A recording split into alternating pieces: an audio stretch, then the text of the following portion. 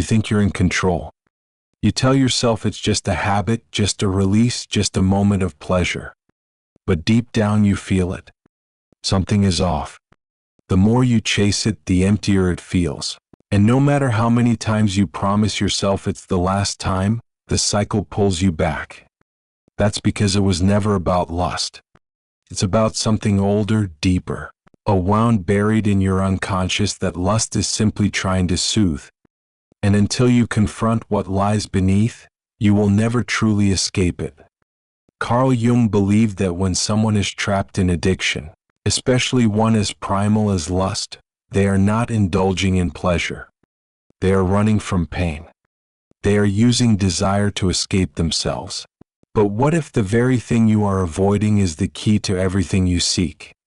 This journey uncovers 9 hidden psychological layers beneath lust. By the time you reach the end, you'll see that it was never really about lust at all. It was always about who you could become in its absence. Layer 1. Lust is the disguise of the shadow.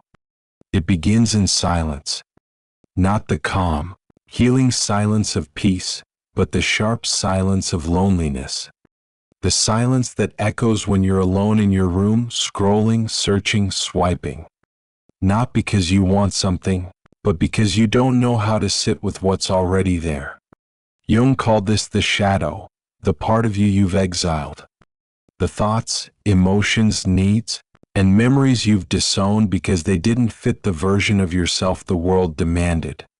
Lust becomes the mask your shadow wears. It doesn't appear as hurt, but as craving. Not as fear, but as excitement. Not as loneliness, but as temptation. Because if it came as what it truly is, abandonment, emotional hunger, grief, you would be forced to face it. And that is what the unconscious resists at all costs. So instead, it reaches for fantasy, imagery, dopamine. But here's the tragedy. The more you feed lust, the more you bury the shadow. And the more you bury it, the louder it becomes. You're not broken. You're disconnected. The next time you feel the urge, pause. Not to resist, but to observe. Ask what emotion is beneath this. What thought just flashed by? What feeling was too unbearable to sit with? You'll realize something powerful. Lust is not the problem. It's the messenger. And when you stop trying to silence the messenger and start decoding it, healing begins. Layer 2.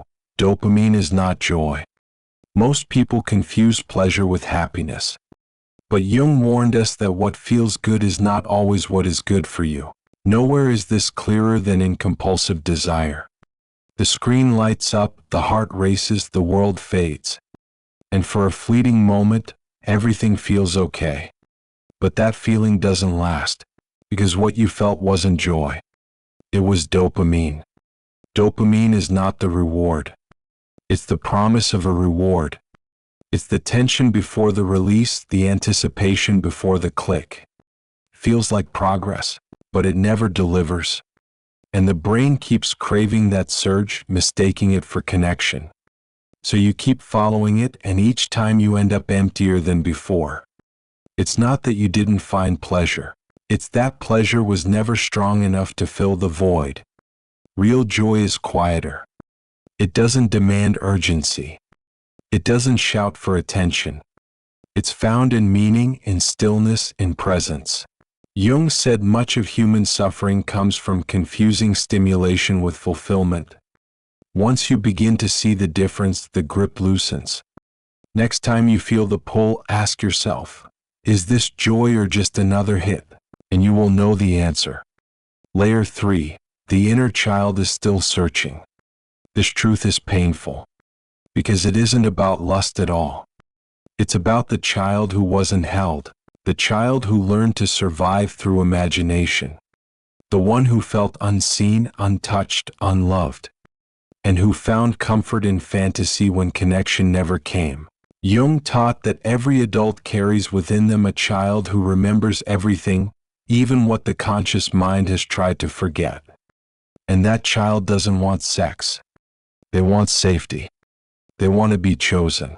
They want to hear, You are not too much, you are not too little, you are exactly enough. But when that need goes unmet for too long, it warps. It turns into craving, into projection, into desire that confuses attention for love. That's why lust feels like medicine. Because in a twisted way, it is the adult trying to heal what the child never received. But here's the truth. No amount of dopamine can heal a wound created by emotional starvation. Only presence can do that. Only self-compassion. Only repair.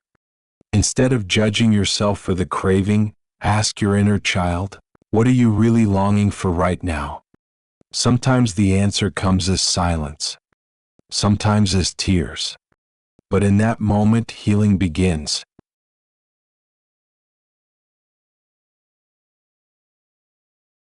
Layer 4.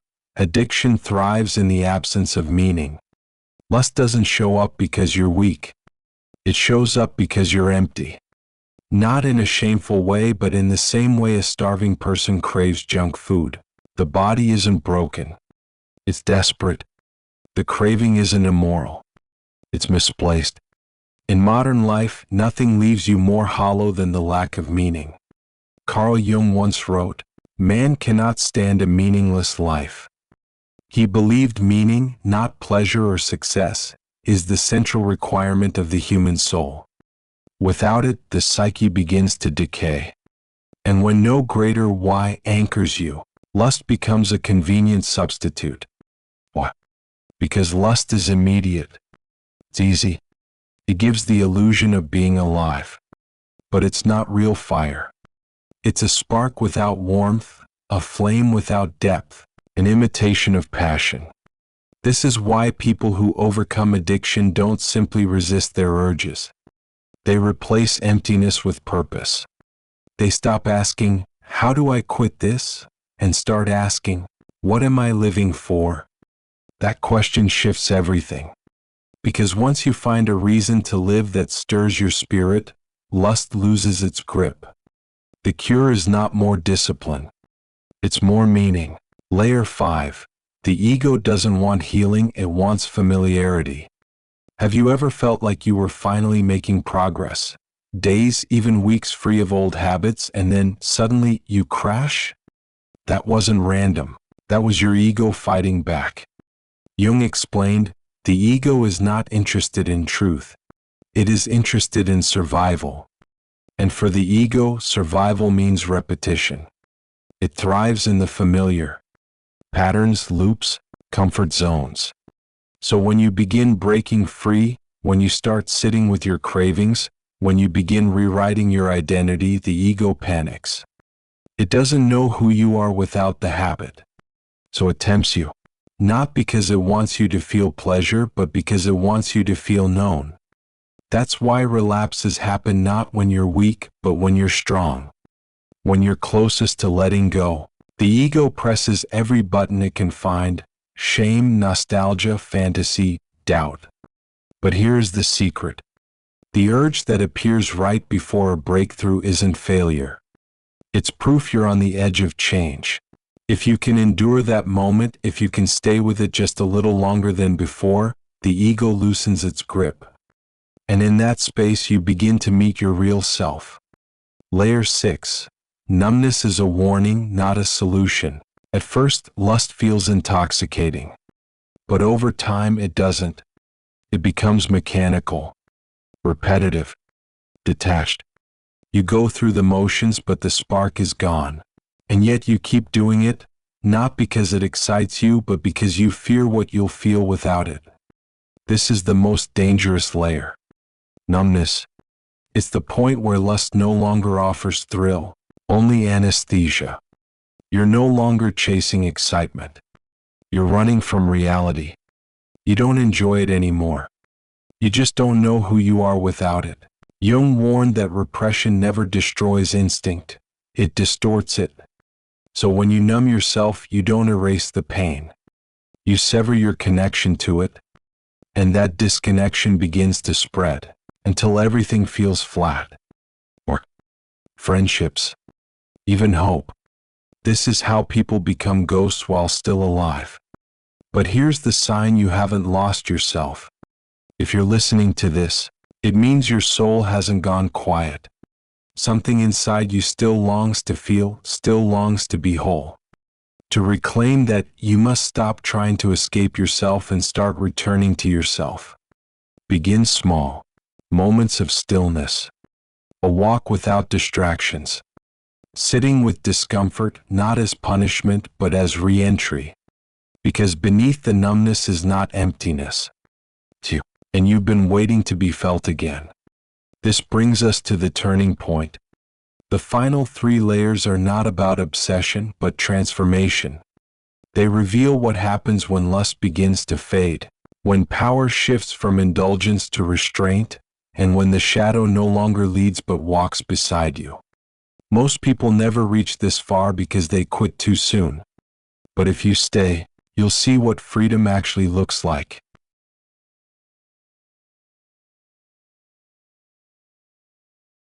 Layer 7. When lust fades, what remains? There is a moment most people never expect. It doesn't arrive with fireworks or triumph. It doesn't feel like a victory. It almost feels like nothing. You wake up one day and realize the craving is quieter. You move through your routine and notice you didn't even think about it. Not because you fought it, but because it simply didn't come. And instead of celebration, confusion sets in. Shouldn't you feel triumphant? Shouldn't the absence of desire feel like freedom? Yet what you feel is strange emptiness. This is the point where many people turn back, because they mistake silence for loss. Carl Jung often spoke about the disorientation that comes when an old identity dissolves. When the persona built on pain is gone, the ego feels naked. When lust fades, it takes with it the old rhythm of anticipation, guilt, bargaining, and release.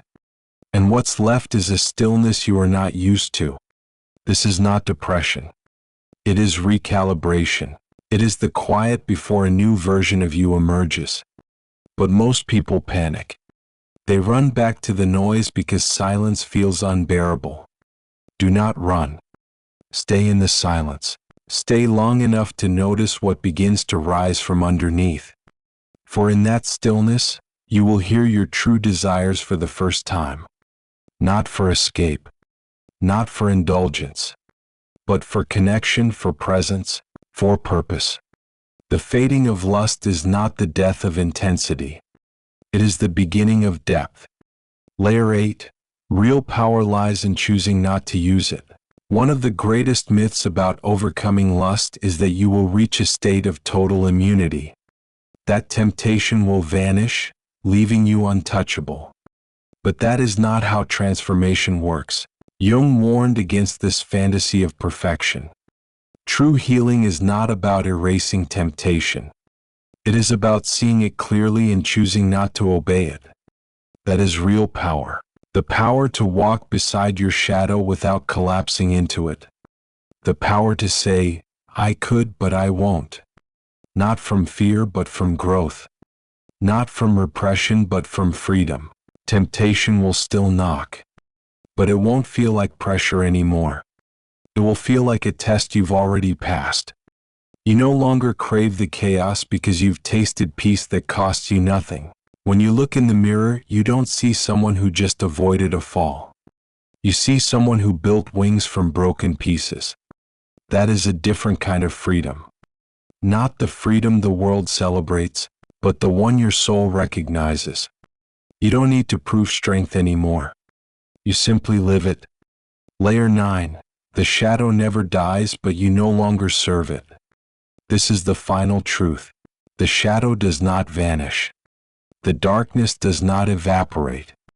And the parts of you that once craved do not get deleted. They get integrated. Jung believed the goal of life is not perfection. It is wholeness. And wholeness means welcoming home every part of yourself. The parts that once wandered, failed, or longed for quick fixes. Healing isn't about becoming someone else. It is about remembering who you are, including the shadow, and no longer letting it lead. Now you are in control. Not through force but through understanding.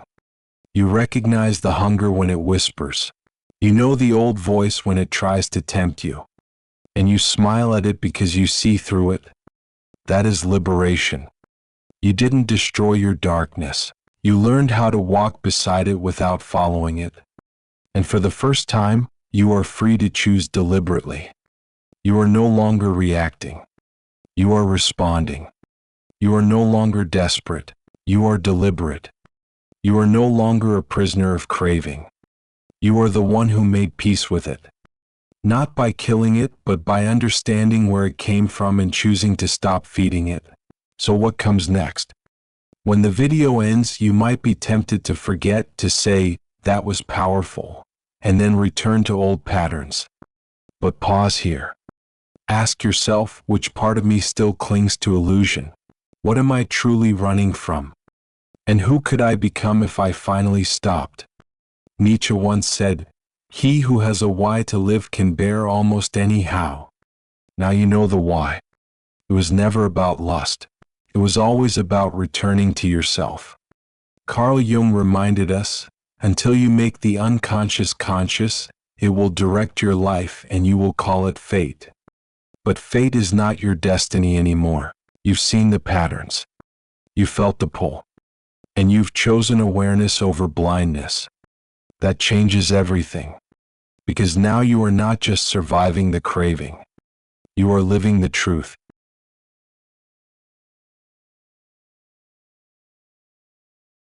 You've reached the end of the layers, but this isn't the end of the journey. It's the beginning of something unfamiliar. Not another battle to fight. Not another craving to resist, but a new way of living. The world often celebrates victory as a loud, dramatic moment. But the real transformation is quiet. It doesn't shout. It doesn't announce itself. It simply changes the texture of your everyday life. You wake up differently. Not chasing, not bargaining, not explaining yourself. You walk through the day without scanning for escape routes. You no longer confuse stimulation with fulfillment. Instead, you start to notice the small details that were always there. The way light enters a room. The way a breath feels steady. The way presence makes time slow down. This is what it means to remember yourself. Carl Jung once wrote, "Wholeness is not achieved by cutting off a portion of one's being, but by integration of the contraries." That is the essence of this final stage. You did not kill your shadow. You learned to carry it without fear. You realized that healing was never about erasing a part of you, but about allowing every part to take its place. And because of that, you are no longer controlled by the cycle. You can look at desire without collapsing into it. You can hear the old voice whisper without obeying it. And that is freedom. Nietzsche challenged us with the idea of eternal recurrence. If you had to live this exact life again and again for eternity, would you choose it? For most, the answer is no. But for someone who has faced the shadow and integrated it, the answer becomes closer to yes. Because life no longer feels like something you are running from. It feels like something you are choosing. Freedom is not the absence of temptation. It is the presence of choice. Freedom is not about being untouchable. It's about being unshakable. You may still feel the pull now and then, but you know how to meet it, with awareness, with calm, with strength. Soren Kierkegaard once wrote, "The most common form of despair is not being who you are, and the deepest form of freedom is remembering who you have always been beneath the noise." The child who longed for safety. The adult who carried wounds in silence. The self who was never broken, only forgotten, now that self has returned. Not as a fantasy. Not as a perfect version of you. But as the wholeness you've been missing all along. This doesn't mean life becomes easy. You will still face difficulties. You will still feel loneliness, tension, loss. But now you know how to meet them without running away. You no longer use craving as a shield. You use presence as a guide. The paradox of healing is that what once felt like falling apart was actually the beginning of becoming whole. The urges that once haunted you are now signals you understand. The silence that once scared you has become your foundation. And the shadow that once led you now walks beside you. Carl Jung reminded us, I am not what happened to me, I am what I choose to become. And that is the invitation in front of you now. To choose, deliberately, consciously, what kind of life you want to embody. Not as an escape, not as a performance, but as a return. So the question remains, what will you do with this awareness? Will you drift back into old patterns, letting the shadow regain its grip? Or will you step forward into a life where your choices come from clarity, not compulsion? You no longer need to wait for the perfect moment. It is already here. The shadow will always whisper, but you no longer mistake its voice for truth. You hear it, you acknowledge it, and then you choose differently. That is how you live beyond it. And that is how freedom begins.